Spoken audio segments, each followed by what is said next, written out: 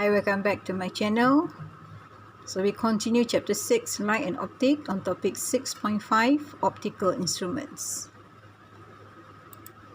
So under this topic, we discuss the uses of lenses in optical instruments. So as you can see, there are examples of instruments that use lens. For example, the first one, magnifying glass, to observe a small or tiny object. Microscope, this one also to observe very small objects like bacteria, organism. Okay, telescope to observe distant object like star, moon. Okay, this one binoculars also to observe distant object. Okay, and this one is camera for you all to capture image. And this is the lenses in the smartphone and also CCTV. This one is the uses of small lenses, very small lenses in smartphone and CCTV. Okay, we will discuss one by one, okay, involving these optical instruments, the working principle, and also how the image is formed by using this kind of optical instrument. Okay, the first one, magnifying glass. Let's say you want to observe very small insect like ants. Okay, you must place the magnifying glass very close to the ends. So then you can see a very large image form behind the lens. Okay, so how it works?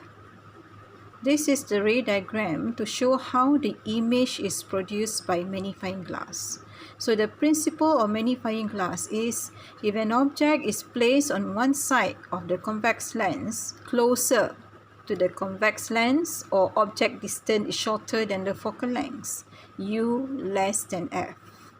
The image of the object is formed on the same side as the object and highly magnified. The angle subtended at the eye, position of image, and magnification produced will depend on the position of the object. So in order to produce a large image, we put objects such that U less than F. So you can see this is the object distance U, this is the focal length. So you place here the object. Now you can draw the ray diagram for the magnifying glass. So if you still remember, in the previous topic we have discussed about this one, how to draw ray diagram. Okay, we just draw two rays to show how the light ray finally meet at one point. So this one is the ray diagram. You can see this is the parallel light rays. The light ray that parallel to the principal axis, you can see it will pass through F. Okay, and then the one that pass through center will be straight line. So the two rays gets into the observer's eye. The light rays will never meet here. You can see that it keep diverging from each other. Okay, so what you do, if you extend to the back, it will meet here. So this midpoint is the position of the image. So the image form is virtual image. Thus the person will observe the image of the object behind the lens, same as this one. So the position of the image is behind the lens. So this one is the magnifying glass. So in order for you all to increase the size of image or decrease the size of image, you just adjust the position of the magnifying glass. Okay. Okay, next one is the compound microscope. For compound microscope, it uses two lenses here. This is objective lens and this one is eyepiece. So for this compound microscope, you must be able to state the properties of the objective lens and also eyepiece lens. Okay, let's look at how the focal length of the objective lens and eyepiece. Okay. First, the properties of the lenses used. The power of the objective lens must be greater than the power of the eyepiece. Power is equals to reciprocal of focal length, meaning the higher the power, the shorter the focal length. Thus we get from here the focal length of the objective lens is shorter than the focal length of the eyepiece. You can see here, this is the focal length of the objective lens, and this one is the focal length of the eyepiece. Okay, so when you want to use this compound microscope in order to produce a large image, for example, you want to observe an object which is very small, like cell of a leaf, for example. So you can put the specimen between FO and 2FO. So this is FO. So you put here between FO and 2FO. If you still remember in the previous lesson, if the object is placed between FO and 2FO, the characteristic of the image that form is real, inverted, and magnified. So here you can see this is the image that form. So for the objective lens, you can draw as usual parallel light rays which is parallel to principal axis pass through F, the one that pass through center straight line. So you can see the two light rays meet here. So this is the first image or the image for the objective lens. So the height of this image we mark as H1. Then we have another one, eyepiece. So what happened next? This I1 will become object to the eyepiece. So the same thing that happened, you can draw light rays by using this I1 as the object. So you draw this one, you can draw same method, parallel light rays pass through F, okay, pass through center straight line, okay. But because of we just continue the same light rays that coming from the object here, so it will go here and gets into the observer's eye. Okay, so when it gets to the observer's eye, the observer will observe the image form along this line. Okay, so the image form is virtual, inverted, and magnified. Okay, you can see for the final image form is I2.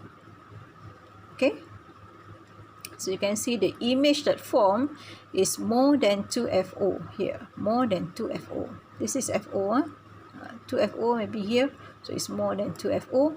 Thus objective or object distance for the eyepiece is less than FE, because the FE is here. Okay, so the I1 is placed at distance U1 less than FE. So what happened to the properties?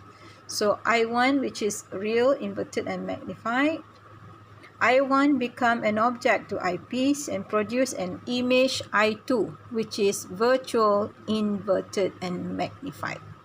Okay, so the magnification of the image that form is, for the objective lens, we can calculate the magnification is H1 divided by HO. This is the height of object.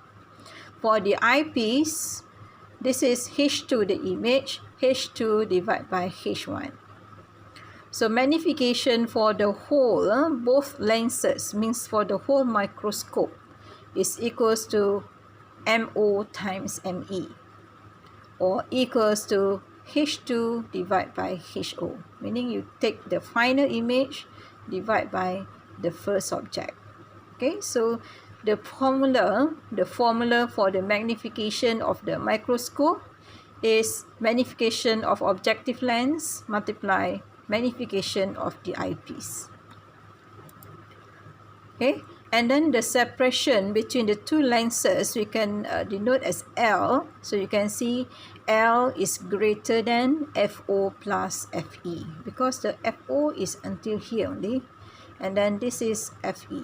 Okay, so meaning the distance must be more than FO plus FE. And then under normal adjustment, image that form is the biggest. Okay. Okay, this one is telescope. same thing as microscope, you must be able to state properties of the lenses that required. First, the power of objective is less than power of eyepiece. So this one is opposite to the microscope. So the focal length of the objective is longer than focal length of eyepiece. So we mark at the same point, FO and FE. So in order to use this telescope, you must be able to at least try to sketch the ray diagram for telescope and explain how the image is formed. So we use telescope to observe distant objects like star, moon. So we can say the image is at infinity, distant object. So to represent the light rays from distant object, first you can draw light rays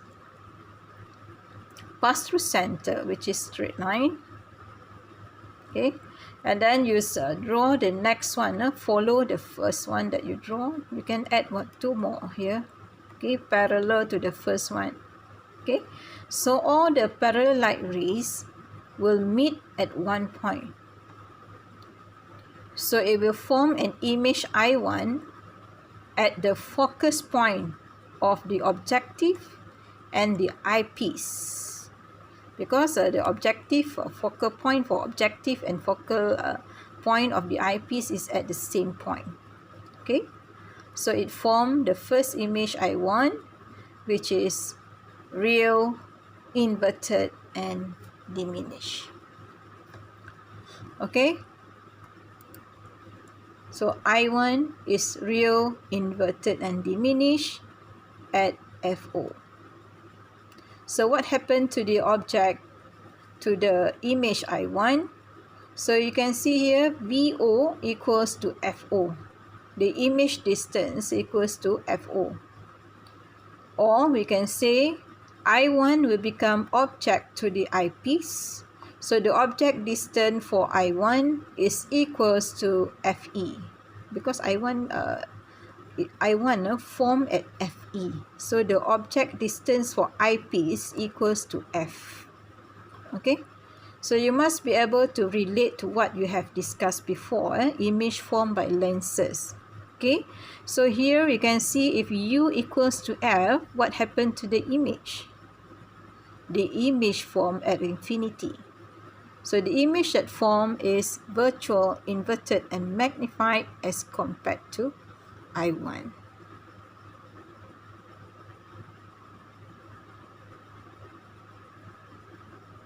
So this one formed at infinity. Okay, so next one about the distance or separation distance between the two lenses. Because FO and FE mark at the same point, so meaning separation distance equals to sum of the focal length of both lenses, that is FO plus FE. Okay, and then the magnification, we just can take FO divided by FE, focal length of objective divided by focal length of eyepiece. Under normal adjustment, image is formed at infinity, which is the biggest. You can see the biggest image form. So that one we call it normal adjustment. Okay, next is binoculars. Binoculars apply two concepts here. So it applies total internal reflection and also refraction. Some binoculars don't have this prism. So you don't have prism. In order to produce an erect or upright image, they must put a concave lens as eyepiece. But now we want to produce a brighter image and of course a upright image. So we add in prism. So when add in prism, so you can see the prism will create total internal reflection. As we know that the advantage of total internal reflection is produce brighter image. So in the binoculars here, we add in, there is a prism used in order to produce total internal reflection. So you can see the diagram here. Let's say we use the binocular to observe the bird, which is very far. So you can see that when the light ray coming from the bird and then focus here, so this is the first image, and then the light ray from the image, which is the first one formed here, I1, it will be totally reflected. Okay, so and then finally when come out here, gets into the eyepiece, the eye will observe the image form, which is virtual, upright, and magnified. So we can see bigger size of the bird, okay, when we use binocular.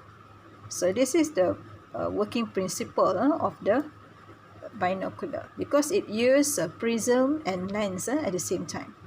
Okay. Okay, photographic camera. So how it works?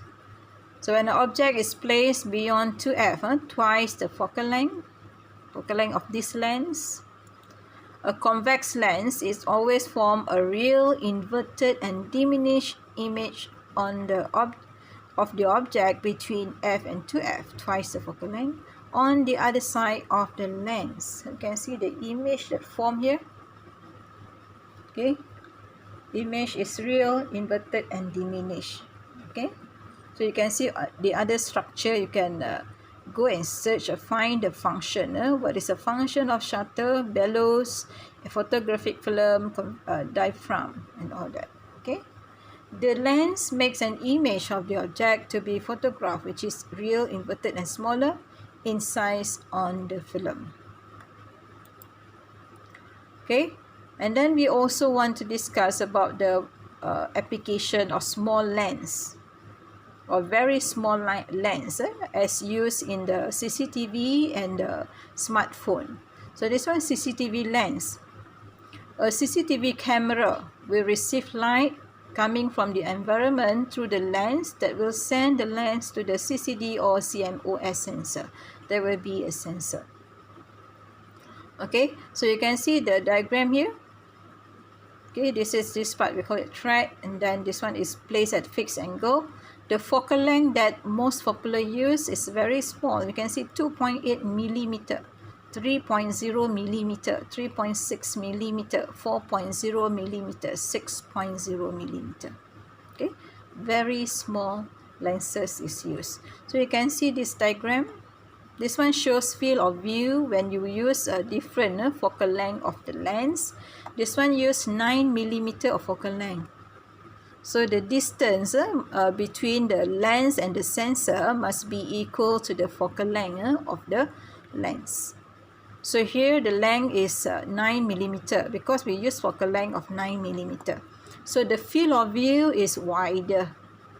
You can observe a wider region. Okay, for this one, focal length 13 millimeter. So the distance between lens and the sensor is also 13 millimeter. So the field of view is a bit smaller. The area is a bit smaller. Okay, the other type of the lenses used is like a spear shape. So this spear shape is more like convex, more curved. If more curved means it will cover larger area in this shape. You can see it will cover almost all area of the house. Okay, so this one is the use of CCTV lens. How they use a very small or very short focal length of lens in the CCTV. And this one for the smartphone camera, so you can see how they arrange it. They're very small, and of course there will be a sensor. And this one is the PCB circuit. Okay, so this is a very small, tiny, or small camera or small lens is used. So the image signal processor, ISP processes raw pixel data. We talk about pixel. How many megapixel?